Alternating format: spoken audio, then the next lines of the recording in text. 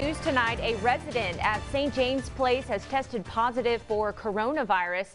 That news just into our newsroom moments ago. Here, Local 33 crime tracker. One person is dead and another in the hospital. A curfew for our nation's capital is now in effect as armed people stormed the Capitol building this afternoon. There have been reports of injuries. Just moments ago, we saw a report from NBC News saying that a woman who was shot has died. We begin tonight with developing news. A Donaldsonville man is recovering in the hospital after authorities say he was shot twice in his own driveway early this morning. An LSU fraternity is suspended. They're facing new allegations of hazing and violating university rules. It was the largest hurricane to make landfall in our state in over 100 years.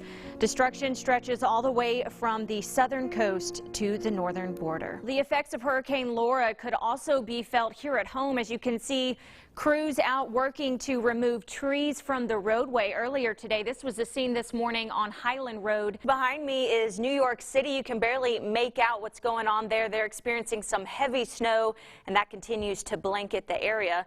Let's check in now with Chief Meteorologist Jesse Gunkel. I don't think we're going to see anything like this here in Baton Rouge, but some cold temperatures are on the way. We're still a couple of hours away from our curfew. That's going to be kicking in at 8 o'clock tonight, and will stay in place until 7 o'clock tomorrow morning. I'm going to be going up in one of these later this morning. I got to get myself prepared.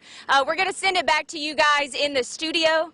Hit it, my friend. Woo! We are live out here in Ascension Parish. This parking lot is continuing to fill with water, and it's coming in pretty quickly. Over here between this tree line, that is the Vermilion River. As you can see, it has spilled over, and this entire parking lot is now pretty much a lake. Ticket scams, unfortunately, it's a thing that happens, but one Tiger fan, he actually scammed a scammer, and he ended up winning pretty big. Again, if you're running into things like this, let us know so we can let our viewers know. Thank you to our viewer for tweeting that out. With that flash flooding comes some critters.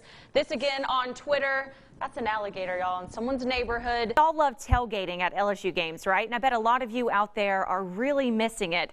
We've got some great news for you. Starting tonight, you can fire up those grills. Now that the COVID vaccine is open to pretty much everyone, Baton Rouge pharmacies, they're getting ready for a huge vaccine expansion. A one-on-one interview with Senator Bill Cassidy. Our political reporter Harrison Golden is there at the Cassidy campaign tonight and speaking with Cassidy one-on-one right now. Let's listen in. Well, back here closer to home, health leaders say getting a COVID-19 test is more important now than ever, especially with the new variants of the virus. Tonight, Congress is asking what needs to happen to get people who aren't planning to get the COVID-19 vaccine to roll up their sleeves and get the shot. Now, with 35% of the precincts in at the moment, we've got Tanika James in the lead tonight with 46% of the vote. A Democrat there running for District 4. There's something special about a hot, fresh cup of coffee. Okay, well here, I'll pour you one. I'll pour you a fresh cup. Soothing and familiar. Yum. A feeling many people get when sipping community coffee. I cannot imagine my life without community coffee.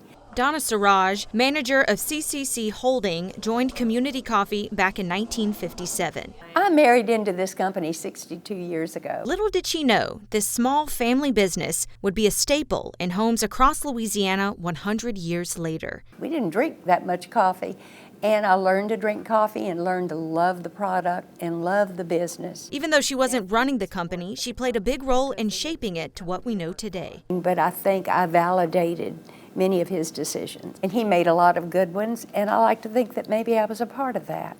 She poured that same sense of family into the community. But I had the time to really give back to the community by volunteering. I remember when I first started serving on boards, I was maybe the only woman on the board. As society evolved, so did her mindset on business. But I found that as more women came on boards, in making the decisions, we became more and more valued. It wasn't that way 50 years ago, and it's exciting to see the way that's changed. Now in 2019, Siraj says there are no limits for women. In fact, she was named this year's most influential woman in business. I had never once thought about even being considered for it, and that's the honest truth. And it was such a joy to stand up there with 9 incredible women and to think that I'm one of them. But no matter how much has changed over the last century, one thing has always remained the same. To keep this flavor, the one that you expect in the morning when you make that cup of coffee, the beans